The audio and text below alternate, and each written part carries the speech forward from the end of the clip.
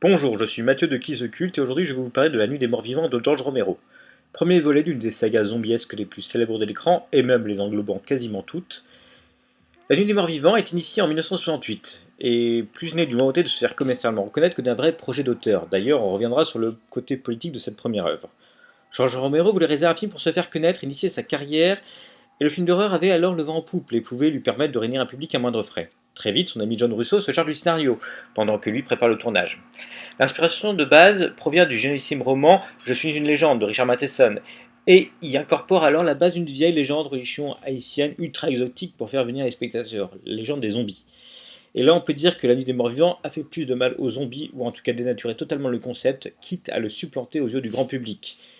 Le zombie, d'original, étant dans la culture populaire un être mort ou vivant sous le contrôle total d'un sorcier. Un esclave dont notre culture capitaliste ferait bien de s'inspirer. Je blague sur ce que je veux. Revenons à La Nuit des Morts Vivants et à ces zombies mangeurs de chair, maintes fois commentés comme étant un film politique de son auteur, qui il est vrai fera des prises de position plus grandioses avec zombies. Il n'en reste pas moins que cette histoire avec un héros noir dans une période trouble de l'histoire américaine, on se souvient du Vietnam, du droit des Noirs et surtout le destin tragique du héros, dont je ne parlais pas, même si à mon avis ce n'est plus du spoil, ont permis une lecture transversale, alors que, au fait, c'est juste que Dwayne Jones était le meilleur acteur de la bande d'amis de Romero, et c'est tout. Sorti dans très peu de salles, le film de Romero s'est fait connaître au fil du temps grâce aux fameuses séances de minuit.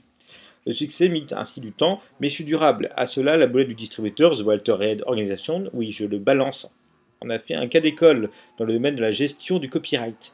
Night of the Flesh Eaters, littéralement La Nuit des Mangeurs de Chair, titre précédent du film, fut changé pour Night of the Living Dead, peu de temps avant la sortie, et celui-ci oublia juste de diaposer le copyright original. La légende voudrait que Walter Reed possède encore quelques copies avec le fameux copyright, mais qu'il n'en s'en serait pas prévalu. Vous croyez réellement qu'il aurait laissé passer tout ce pognon? Par la suite, Romero fit pas moins de 5 suites à cette œuvre originale. Un remake eut lieu, réalisé par Tom Savini, 2 suites adaptations animées et 3D, je ne parle pas des suites officieuses des suites, des remakes des suites et de la chronologie parallèle initiée par John Russo et le retour des morts vivants, ce qui fait beaucoup. Voilà, je vous laisse, on se retrouve un mardi sur deux à l'Octopussy Bar. D'ici là, il vient pour toi, Barbara.